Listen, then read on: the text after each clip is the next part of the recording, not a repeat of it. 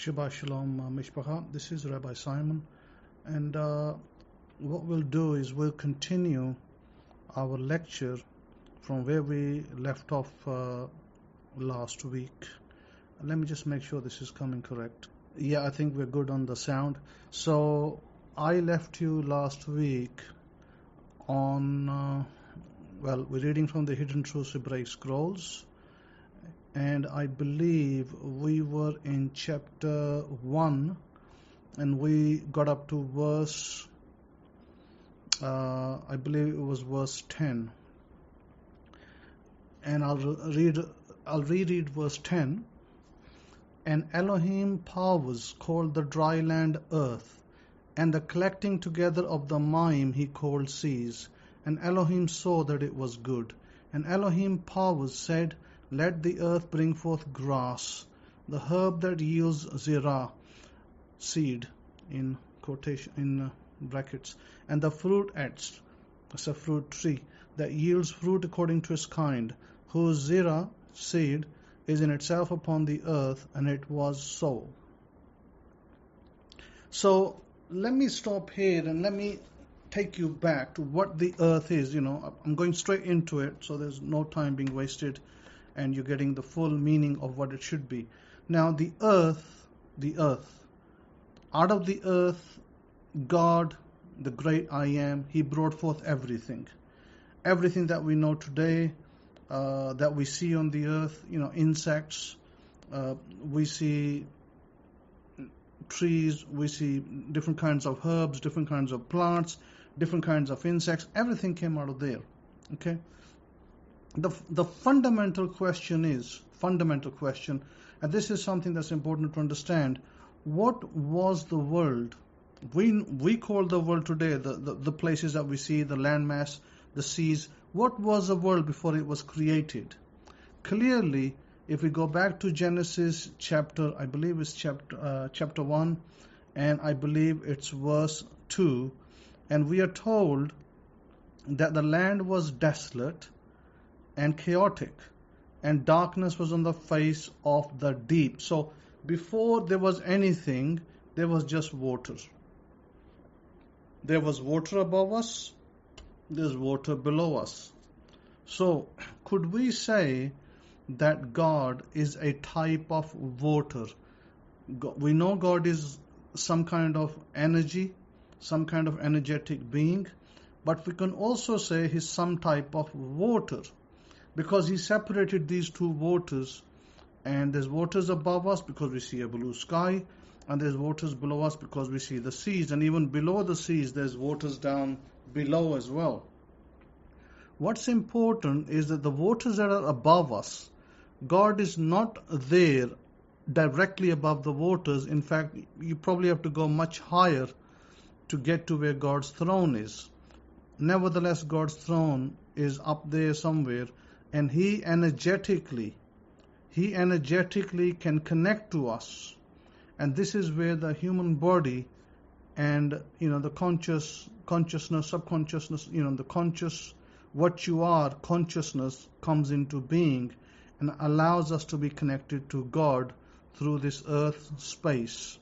So we, as we spoke about this a number of times, that our body contains a lot of water, higher percentages of water than mass, and I also said that the body is light, and I said the body is more light than water, and I said it's 90% light, and that light is what I would say connects to God, because God is light energy, we are light energy. Therefore, since Yeshua, Jesus, said that the kingdom of God is within you, so where is the kingdom of God? Within us. Where does every good thing come from? From within us. So our connection to God is within us. It's clear, as clear as day. Now, you might ask the question, why would people go to places like Lourdes in France for healing? What is this? What's special about Lourdes or other similar places? Well, the place called Lourdes has water there. People have a belief system that if they go and bathe in that water or maybe drink that water, they'll get healed. Similar belief systems exist in other religions of the world as well. So it's not the water, it's not the water that does the healing. It's the belief system of the person that goes there. That's what does the healing, is their belief system.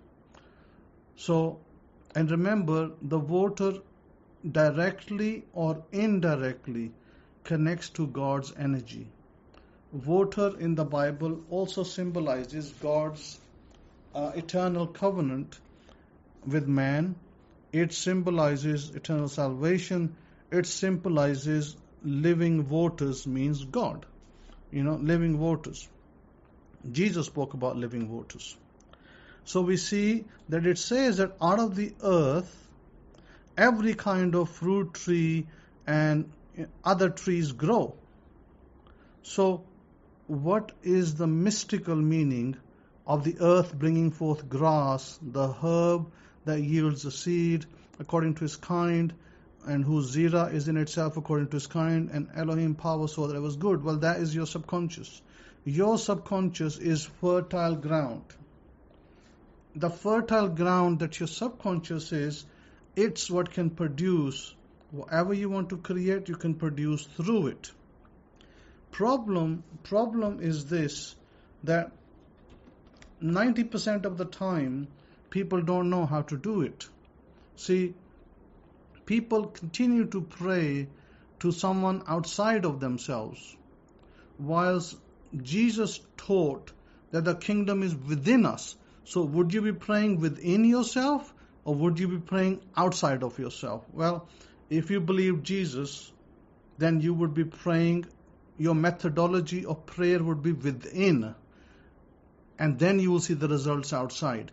But if you pray outside, you're never going to see the results. That's what happens. Mostly people are looking up to the sky and they're praying, so therefore the prayers are never heard. But if we follow what Jesus taught us, then we know that the inside is what determines your outcome. So we see that it says that your earth being this, linguistically or euphemistically, the subconscious mind, fertile ground. Whatever you grow in that fertile ground, if you grow poison will come out. Poison ivy will come out. If you grow corn will come out. Apples will come out. Money will come out.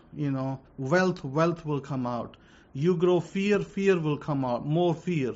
You grow lack, more lack will come out. You grow depression, more depression will come out. So our subconscious is designed as a printer. Whatever you feed it, it shall produce more of it. It amplifies it. Just consider this as a printer. Now, the printer, consider it like let's call it for a minute, a dumb printer. Because a printer, all the printer's job is to print. It doesn't ask you questions. It doesn't say, well, is this right or is this wrong? It just prints. So it's kind of a dumb printer, isn't it? Who directs it? You direct it. You direct the printer. You press the buttons. I want 10 copies. I want it in black or I want it in color. And then it prints it. So here is the other thing. In a worldly sense, in a printer, if I give the printer a picture and I say, make a scan on the picture for me, it's going to make a scan. But the more clearer the picture on the one I gave to the printer, the more clearer it is, the better my scanned copy would be. I can ask it to give me a color scan. I can ask it to give me a black and white scan. But my picture that I feed it needs to be clear. If my picture is unclear, if my picture is distorted, when I feed it into the printer, it's not going to give me a clear picture. It's going to give me a distorted picture. That's what happens to people who cannot manifest their desires because they do not feed the correct picture. So we'll talk about the methodology of correct picture. In the book of Thomas, there it was said and those they consider, they consider whoever you want to think those people are, the so-called clergy. They think that the Gospel of Thomas is extra canonical, or maybe it has information that might mislead people in some way.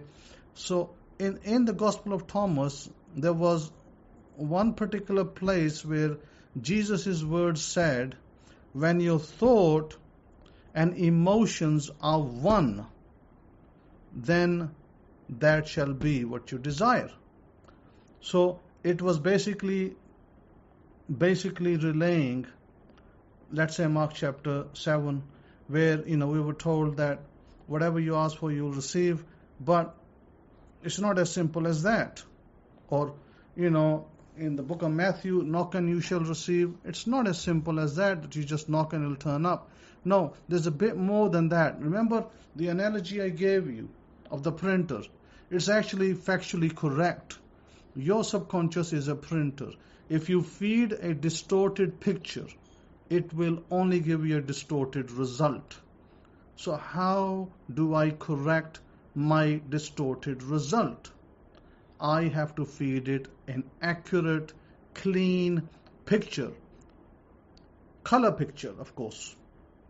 How do I do that? I can give you examples for that. I'll come back to the examples, but let's just read on a little bit. Verse 14. And Elohim power said, let there be light in the expanse of the Shemaim, which is the heavens, to divide the day from the night. And let them be for signs for the Mawadim, celebrations, appointed times, and for days and years. And let them be for lights in the expanse of the Shemaim, to give light upon the earth. And it was so. And Elohim powers appointed and brought forth two great lights, the greater light to rule the day, the lesser light to rule the night, the stars. Elohim powers set them in the expanse of the Shemaim to give light on the earth, and to rule over the day and over the night, and to divide the light from the darkness. And Elohim power saw that it was good. And the evening and the morning were Yom Ravi, day 4. And Elohim power said, let the mind abound with an abundance of living creatures, and let birds fly above the earth across the face of the expanse of the Shemaim. Okay, so I'll stop there a second. So let's come back to our analogy of the printer, the subconscious. The subconscious is not an organ that you can look at and you can scientifically test it and all that. It's not like that. It's an invisible, some kind of invisible energy. It's some kind of an invisible sphere within us, and we only know that it exists, but we don't know exactly the functions of it or how it works, because it's very powerful.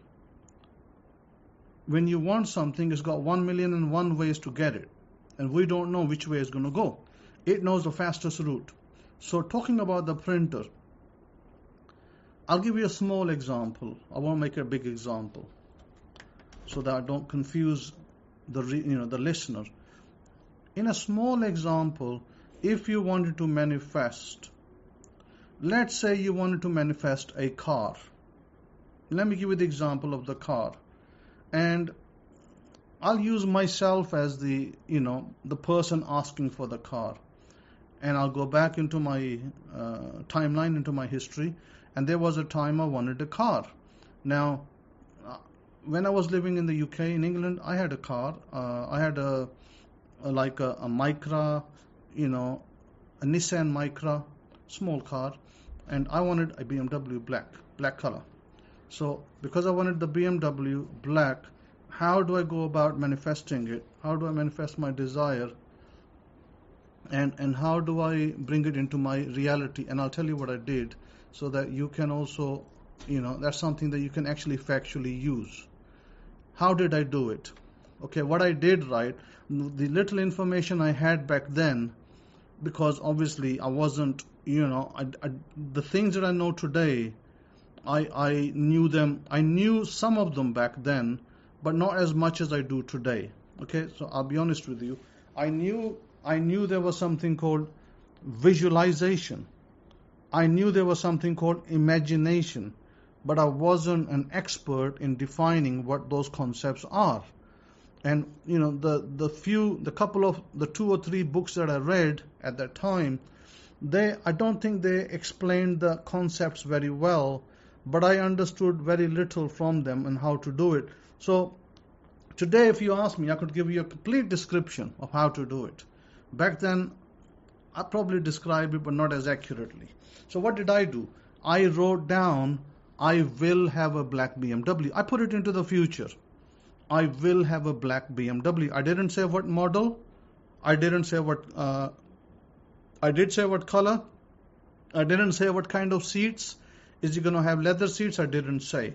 Is it going to be the other variety, cotton variety? I did not say. I left it general. I did not say what year. I didn't say the year either. So what happened, because I put it into the future, that was one of the mistakes I made, that I said I will have. I didn't say I have. I didn't put it into the present, which meant that I left it into the future, and even though it appeared, it took a few years for that to turn up. Why? Because it was my own mistake.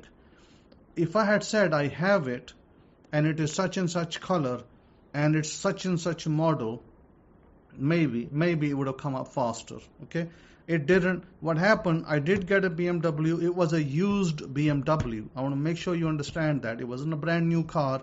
I bought it for £8,000 back then. £8,000 back then was about $12,000, because it was 1.5 to the pound, the dollar, USD. So it was about $12,000. I got that car, and yes, it took maybe 2 to 3 years for me to manifest it. Again, I didn't know why it took so long, but again, over time, as I educated myself more, as I learned more, as I, studied more, I realized my mistake down the road. But having said that, the mistake was simple, yet it was profound mistake. It was simple, yet profound. That it could delay my manifestation to years. The same thing could come to me in weeks and months, yet the same thing took years to come to me. And why was that? Because of my mistake. And that's the mistake that most of you are making. Most of you think that if you just raise your hands, and it doesn't matter how you raise your hands, whether you raise 2 hands, whether you close your hands, whether you don't raise your hands, you just put them on your knees. It doesn't matter how. It doesn't matter if you sit in a chair or you sit on the ground cross-legged. It doesn't matter. It's totally irrelevant. What the world has taught us is totally irrelevant. You just relax, sit down, and you want to manifest a car. And I'm giving an example. Same example can be used for anything. It can be used for a relationship. It could be used for manifesting a big sum of money. It could be used to manifest your home, your marriage, the love of your life, that high stake job that you want, the dream job, whatever. It doesn't matter. I'm just giving an example now. What is the missing key? The missing key is mentioned in the Gospel of Thomas. And let me just do a little, give me a minute, please. Okay, so let's look at the Gospel of Thomas for a second. And I believe it's verse, Gospel of Thomas 48. It says, if 2 make peace with each other in this one house, they will say to the mountain, move away, and it will move. Okay, when the 2 make peace is taken as thought and feeling, mind and heart. Remember, your heart is not just an organ as they describe it. It's actually another brain. The heart has its own brain. The heart is a spring organ. We are shown wrong pictures. Don't believe in the pictures that you see in the medical media and all that. They are not what the heart looks like. The heart is actually a spring-like organ, and it can produce very high frequencies. I've spoken about this before. So, thought and emotion are one. Thought and emotion. So, thought and emotion, it comes from the Gospel of Thomas. Emotions are one. Then the desire will follow, right?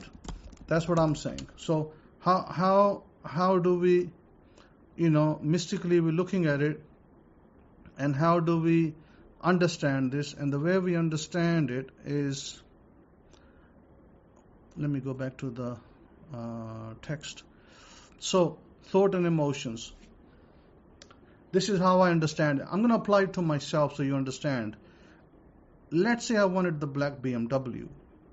And since I already made specifically BMW, I made it more difficult for me to receive it quickly because I was too, what we are taught, right, is you have to be, specific.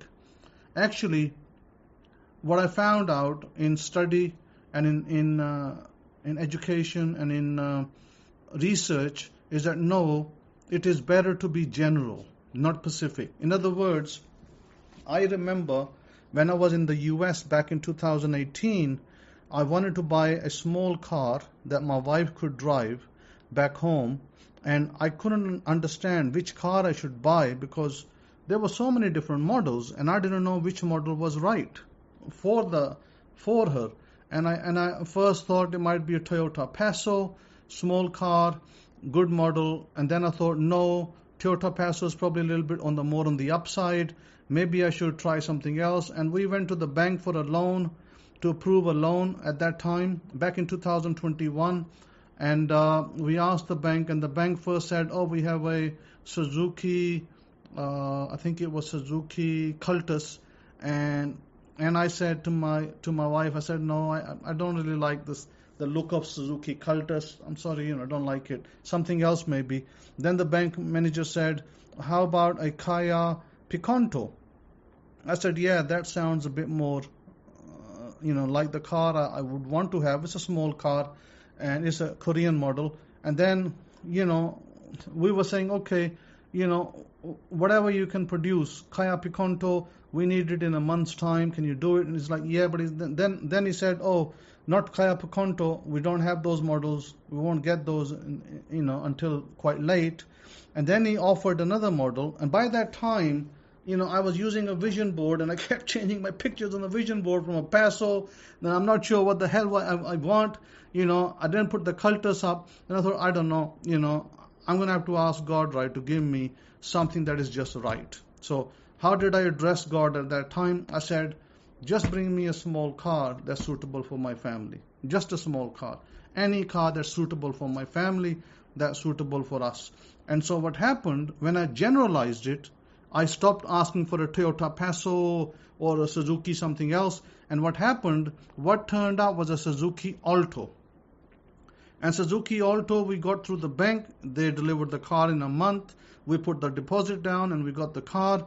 And believe me, right, the car turned out to be really, really good purchase. It was doing 18 or so miles to the kilometer, to the liter. It was doing really good mileage. And it was a really good car. In all effects, it was a great car. My wife could drive it. I could take it for short runs, and she could take it for short runs, going to the store and back and forth and all, how it is. So we got the car. And we got the car the fastest. Everybody was saying to us, no, you won't get the car. It takes 6 months over here. You have to book it. Then you have to wait for the factory to produce it. And I just said to the people, because they were feeding my wife with all this BS. And I said to my wife, I said, don't you worry about it. Whatever I want, I will have it in a month's time. I know that. So I, just simply asked the bank guy. I said, listen, can you deliver it in a month? He said, yeah, sure, I can deliver this in a month. I said, go ahead, deliver it in a month. We paid the deposit and we got the car 3 weeks later. It wasn't a full month. 3 weeks later, we had the car. Why? Because I generalized it. I said to God, I said, give me any car that is suitable for my family. I don't know which car is suitable. I don't know all the cars in the world. I don't know how much mileage they do. I don't know how good they are. Just give me any car. And he produced that car for us. And we have this car to this day. And I have absolutely no problem with it. It's a beautiful drive. It drives around the town. It's cheaper to run. It's easy to service. It's cheaper to service. Everything is good. Okay? So the point that I'm trying to make is you don't have to know what you want. You only need to have a generalization. You must know a generalization. Yeah, a generalization is important. Instead of saying, I want a Mercedes, with the leather seats and alloy wheels, forget about that nonsense. You can simply say, Lord, God, or however you address God in your language, God, give me a luxury car, or give me a small car, or give me an SUV, whatever is right for me, give me that car. So this is how you address your generalization. When you make a generalization and you can write it down, you can say, I would like to have an SUV that is right for myself, for my family. Leave it at that. Or if you want a higher end model because you have more money to spend, or God's going to give you more money to spend because you don't have to worry about where the money comes from, then you can say, Lord, please give me a luxury model that I would love to drive. That's your generalization. You didn't ask for leather seats, you didn't ask for alloy wheels, but God knows what to give you. He will give you something that is just right. And there are many chances of upgrading it down the road. Like for instance, I got the car, that I wanted. Well, not that I wanted. I didn't know which one I want. I wanted a small car. I didn't know which one, so I got it. And then down the road, we just change the wheels, trims, and change other bits and pieces in the car, and it looked really nice. So you can do those things with any car. Doesn't matter what car you have. You can do all of that with any car. You can put alloys on it. You can put different kinds of lights in it, and you can have a really nice car for yourself. So the point again, generalize. Don't be too specific. Being specific delays your manifestation. I did it with the BMW. It delayed it for 3 years maybe. Took almost 3 years for that to turn up. Would you want to wait for a car for 3 years, or would you want to wait 3 months? That's a question you have to ask yourself. I'm not saying that being specific won't bring it. Yes, it will bring it, but it will delay it. Because there's too many pieces. There's too many pieces to connect. The God within you, the God that lives within you, it has to match all of your requirements. Oh yeah, it's got to have alloys, it's got to be black color, it's got to be BMW, it's got to be this, it's got to be that. It's got to join all of those things together and then take you to the place where that car is and give you the necessary monies so you can purchase it. How long does that take? It can take a while, by the way. So don't do that. Don't make the mistake I made. So what you do, you generalize. You generalize and you say, like I told you, if you want an SUV, you say, I want an SUV that is just right for my family and I love to drive it. I want a luxury model that I love to drive. That's it. That's all you ask for. You write it down one time. You don't need to write it every day. You can write it down one time. Or you can put it on your list and you simply pray to God. And of course, the prayer to God, how is that prayer going to come to fruition? That's the big part now. Remember what Jesus said, thought and emotion. And what he said, when the two in one house are at peace with one another. Who are the two? The heart and the mind. How do you bring the two into peace? How about emotion? Emotion. Neville Goddard taught that in order to practice motion, he said, he talked about himself in one of his books, and he said, I would sit in my chair in my living room, and I would imagine, I'd close my eyes, and I would imagine that I am by the phone in the hallway. The phone was in the hallway. I would hear it ring, bling, bling, and I'm picking it up. He would repeat that scene over and over and over again in his head. And then he will find himself in real life many times by the phone. Somebody's calling him and he wants to answer it. But what did Neville say? I will practice this motion, moving. I'm moving to the phone. I'm not at the phone. I'm sitting in the living room and I'm moving to the phone. Then from the phone I move to another room. So one of the exercises that you could do is similar to strengthen your brain. Strengthen your brain muscle. It's a muscle. You have to strengthen it like with exercise. And one of the exercises you could do similarly, of course, we don't have those bling bling phones any longer. You're carrying mobile phones. So what you do, you sit in your room and you could imagine that you're going into the kitchen and you're opening the door of your fridge and you're closing the door. So you know what the fridge feels like. You opened the door 1,000,000 times. You know how it feels. And if you don't know how it feels like, touch it, feel it. So now what you do is you repeat that sitting down in your living room, that you are touching, you're going to the kitchen, you're opening the fridge and you're closing the door. Or something else, maybe the microwave oven, or the oven or something, or even the cooker. Your stove, you're lighting it and you're turning it on and off. Anything that is a daily task.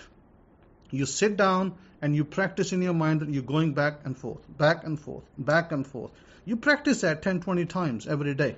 10, 20 times every day. You're not yet ready for your manifestation and desire because you need to exercise your brain first. You need to train your brain.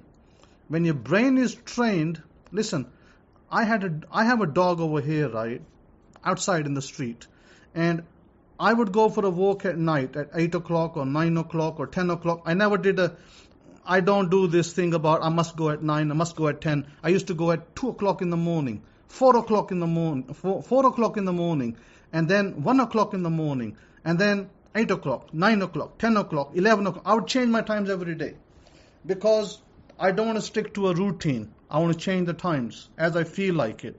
Because I'm not in a prison where I have to go out at 10 o'clock at night. You are not in a prison either.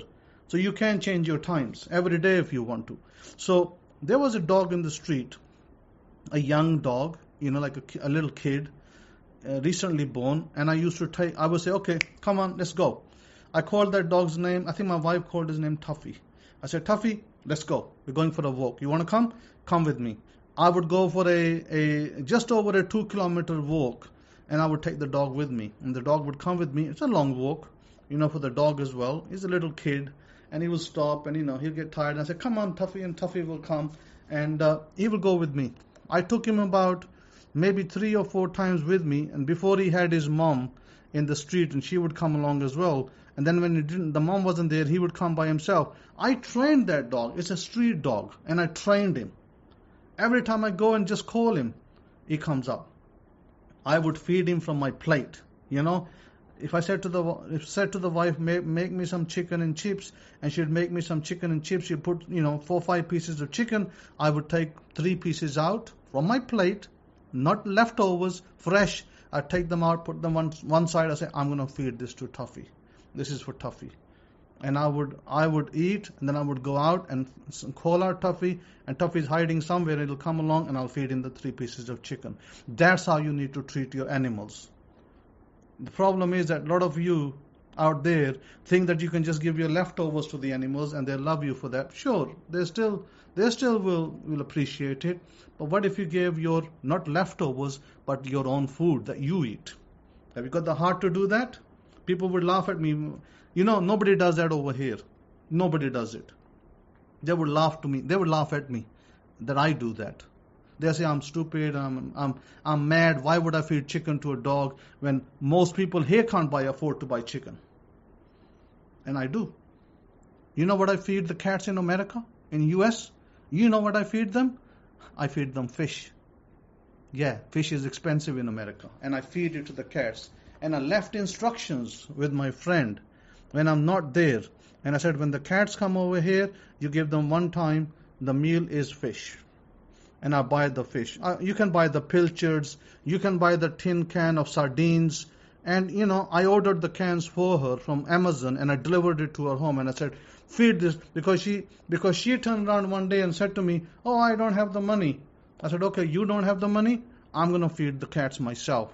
And I sent her the food. I said, I'll send you the food. You feed the cats from the can of sardines, or whatever I send her. And then the cats, because she was feeding the cat, this little bullshit, like, oh, little piece of bread. And this. I said, are you stupid or mad? I said, if you're going to feed the animal, then do a proper job.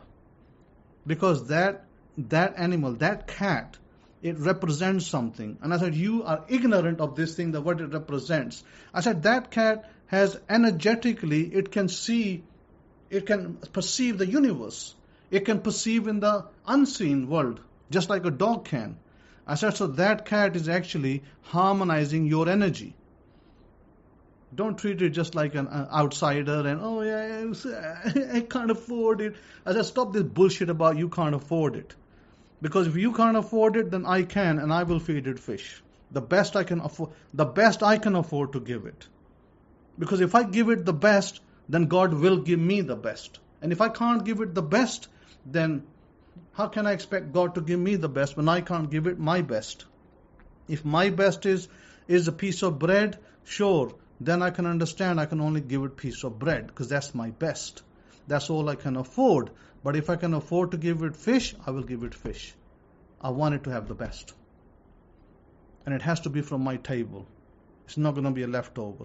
So she has to open a brand new can and then feed it what I said. And she does. This is how you need to change your mindset. Your mindset, if you're going to continue to talk about, oh, I can't afford it, no, you're going to keep doing this bullshit, then how are you going to expect to get rich? Yet you want to be rich like George Soros and Bill Clinton and, all these people, yet you keep complaining, whining like a Scrooge on the road. Think about that for a second. If you keep complaining like a Scrooge on the road and yet you want to be a billionaire. Are you serious? Is money going to come to you with that attitude? I have a book over here and the book says attitude is everything. Change your attitude, change your life by Jeff Keller. Maybe someday I'll read a little little chapter from it. Part 1 of the book says success begins in the mind. Success is a state of mind. If you want success, start thinking of yourself as success. Dr. Joyce Brothers. Your attitude is your window to the world. There's a quote here, better keep yourself clean and bright. You are the window through which you must see the world. George Bernard Shaw. I think it's a great book to read, to help to understand and help to develop your mind. There are some great books out there you can read, no problem. And I encourage you to do that if you want to do so. But what I'm saying, God has given us dominion over the animals and everything God created. We have dominion over them. So, if I want to have the best from God, should I treat them right or should I treat them wrong? Think about that for a second. The people I have seen kicking dogs and cats and throwing them out of their house, I've seen people do that, throwing rocks at dogs and, swearing at them. Do you know where those people are in their life? They're at the bottom of the ladder. Yeah. Have you ever wondered why the rich people, they have dogs and they feed them like a king? And yet they get more richer. Think about that for a few minutes. Let that sink in, why that happens.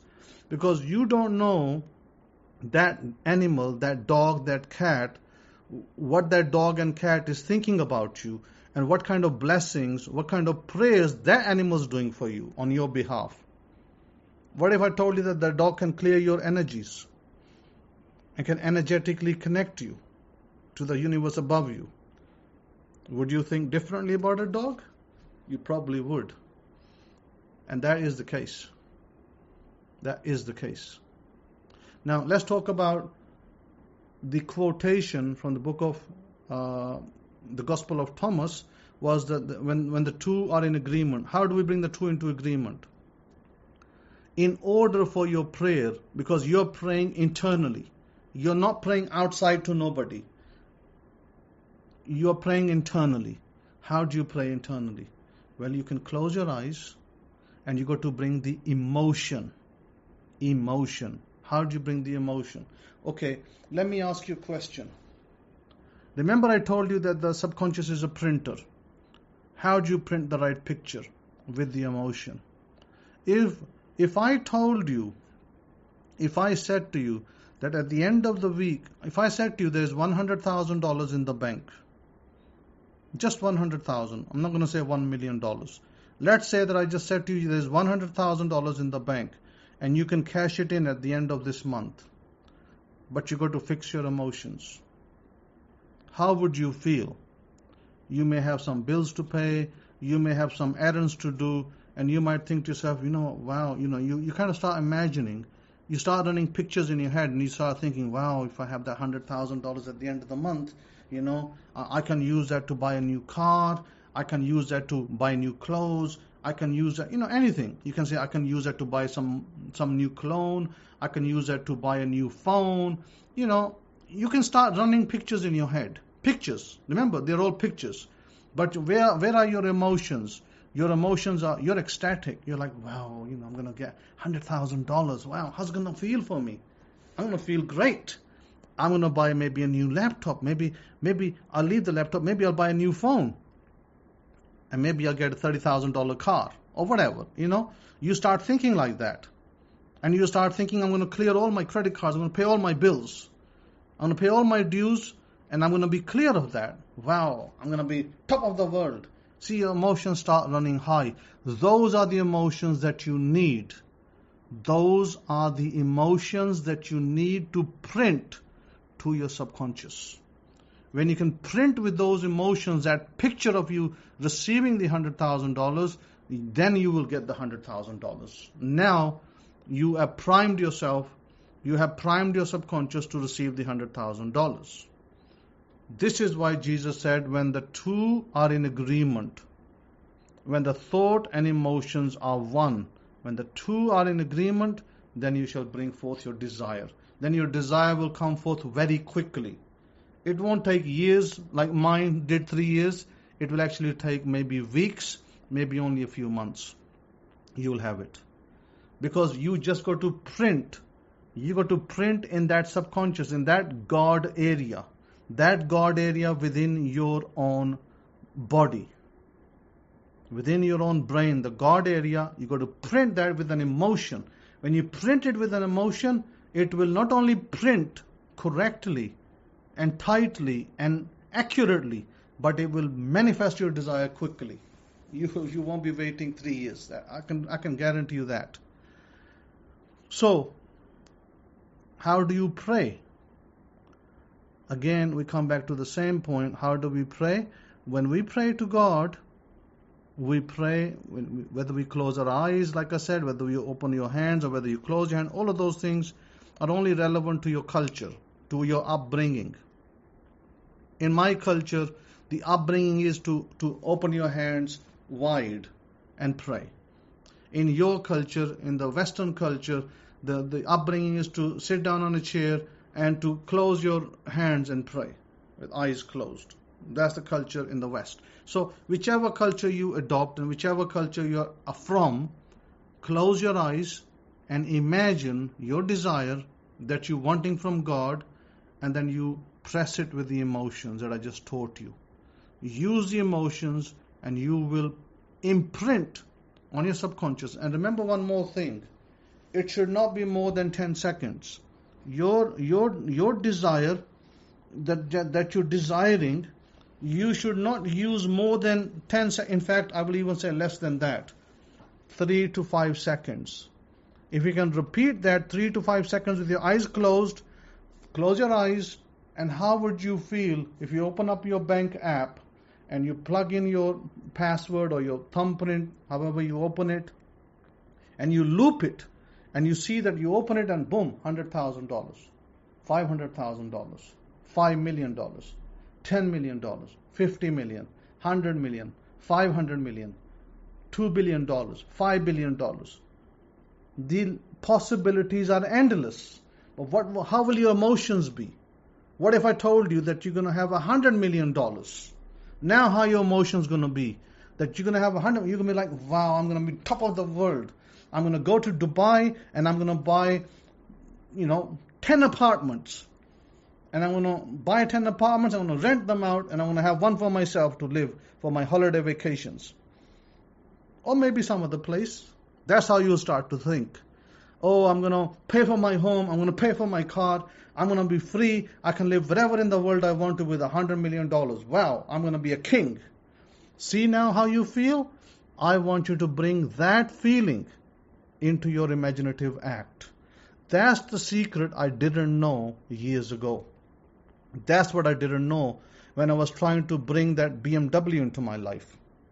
Had I known that secret, I would have had the BMW in months, not years. But also, I needed to generalize. When I generalize, I bring it faster. There's less dots to connect. If I generalize, Lord, give me a luxury car that I love to drive. And when I generalize, He chooses the car for me, He brings it to me quickly. I don't say leather seats, I don't say alloy wheels, because He knows what's a luxury car. He knows the definition of a luxury car. He don't need to be told. All you can tell Him is, I want a luxury car. And He knows how to connect the dots. He knows which garage, at which state, and in your state, which garage is carrying that luxury car and how much it is. He knows all of that. That's all you need to do. That's all you need to do. And you can have your desire. I encourage you to do it like that. This is why I did read out last week about the, verse 14 we read it. We did read verse 15, I believe so. And we went to, day 4. I completely remember. And the evening and the morning were day 4. Day 4. Yom Ravi. The 4 parts of the earth. Day 4. And Elohim power said, let the Maim abound with an abundance living creatures, and let birds fly above the earth across the face of the expanse of the Shemaim, of course the heavens. And Elohim powers created great sea creatures, and every living thing that moves, with which the Maim abounded according to their kind, and every winged bird according to its kind. Elohim power saw that it was good. And Elohim powers allotted an increase for them, saying, be fruitful and multiply, and fill the Maim in the seas, the water in the seas, and let birds multiply on the earth. So the evening and the morning were Yom Chamishi, day 5. We come to day 5. Day 5, it says, let Elohim power said, let the earth bring forth the living creatures according to their kind, cattle and crawling things and beasts of the earth, kind, and cattle, crawling things, and beasts of the earth, and each according to their kind, and it was so. And Elohim power brought forth the beasts of the earth according to their kind, cattle according to their kind, everything that crawls on the earth according to their kind.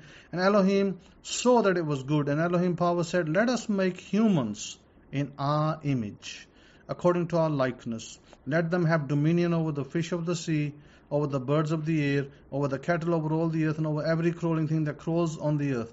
And then it says, Elohim powers created Adam in their own image. In the image of Elohim, powers created male and female, created them. And Elohim powers allotted an increase upon them. Elohim power said to them, be fruitful, multiply, fill the earth and subdue it, have dominion over the fish of the sea, over the birds of the air, over every living thing that moves on the earth. Elohim power said, see, I have given you every herb that yields zirah, seed, which is in the face of all the earth, and every etz, every tree whose fruit yields zirah, seed, it shall be for you to use, consume. Also to every beast of the earth, to every bird of the air, to everything that crawls on the earth, in which there is life, I have given every green herb for use consumption. It was so. And Elohim power said, everything that has been made, and indeed it was good. So the evening and the morning were Yom Hashishi, day 6. 6 is the number of Venus. 6 represents abundance, prosperity, happiness, joy, love, everything, relationship. It's in the 6. So with that, I'm going to stop, and we'll leave till the next time. And I want to say happy Sabbath to you, Shabbat Shalom. Learn from this lecture, re-listen to it over and over if you have to, and practice what I taught you, so you can get all your desires. You can get all your desires, and where you are faltering, where you're not sure, if you're my student, write to me, ask me. I can guide you. Shimon63@yahoo.com, SHIMOUN63@yahoo.com. Be blessed, be happy, have a wonderful day. Shabbat Shalom to you.